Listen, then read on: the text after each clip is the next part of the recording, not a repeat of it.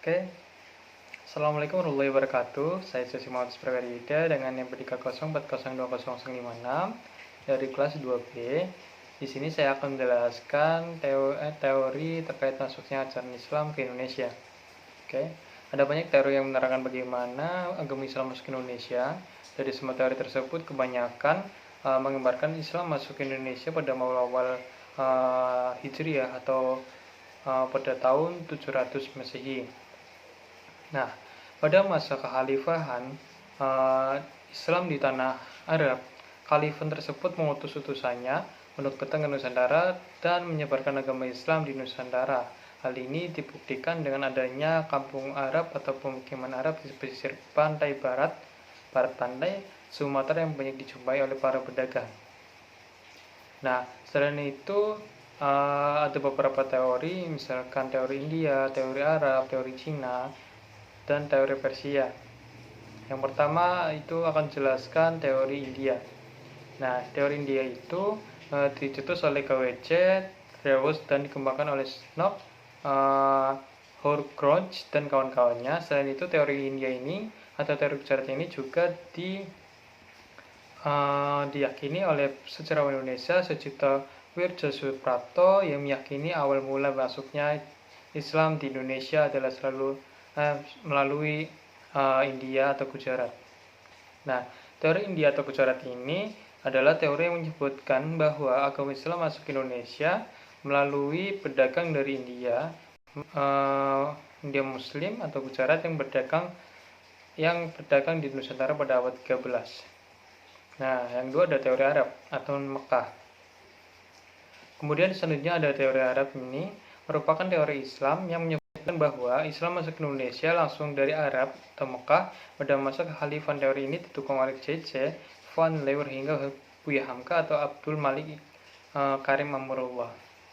Pada bukunya yang berjudul Sejarah Umat Islam yang terbit pada tahun 1957 ini, Buya Hamka menjelaskan bukti-bukti masuknya agama Islam di Indonesia. Bukti yang dijelaskan Buya Hamka ini adalah berupa sumber dari naskah kuno Cina yang menyebutkan bahwa sekelompok bangsa Arab atau kemungkinan di pesisir barat mula Sumatera pada tahun 600 Masehi ini. Nah, selain itu di kawasan tersebut yang pada saat itu merupakan kekuasaan kerajaan Sriwijaya yang ditemukan batu nisan yang bertulisan Syekh Rukunuddin yang wafat pada tahun 672 Masehi. Nah, teori ini juga didukung oleh T.W. Hanort yang menyatakan bahwa pada masa itu bangsa Arab merupakan bangsa yang dominan dalam perdagangan di Nusantara, kemudian mereka menikah dengan warga pribumi yang berdakwah di Nusantara. Lanjut kita menuju ke teori Persia. Teori Persia ini yang menyatakan bahwa asal mula Islam masuk ke Indonesia dari negara Persia yang sekarang bernama negara Iran. Nah, adalah teori yang didukung oleh Husain,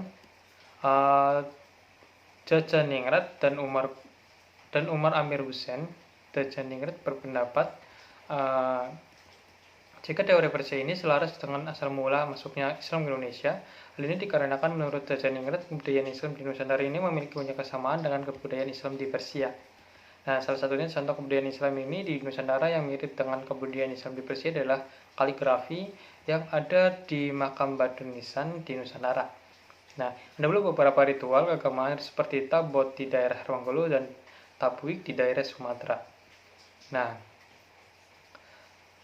yang hampir sama persis dengan ritual keagamaan di Persia ini yang diadakan setiap tanggal 10 bulan Muharram. Akan tetapi seperti yang kita ketahui, aliran Islam di Indonesia di Persia ini merupakan aliran Islam Syiah, sedangkan aliran Islam yang berkembang di Indonesia adalah aliran Sunni, sehingga teori Persia ini dianggap kurang relevan dengan fakta yang ada.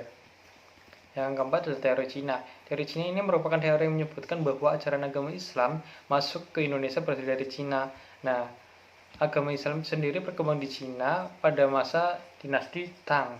Itu pada 618 sampai 905 Masehi. Islam masuk ke Cina mendiri di bawah pada masa kekhalifahan Utsman bin Affan. Bahkan salah satu kota di Cina pada masa itu yakni kota Kanton pernah menjadi pusat dakwah Muslim di Cina. Oke, sebentar. Lanjut ke Oke, sekian mungkin dari penjelasan saya mengenai teori masuknya Islam ke Nusantara. Apabila ada kesalahan dalam bertutur kata, saya mohon maaf sebesar-besarnya. Wabillahi taufiq wal hidayah. Wassalamualaikum warahmatullahi wabarakatuh. Terima kasih.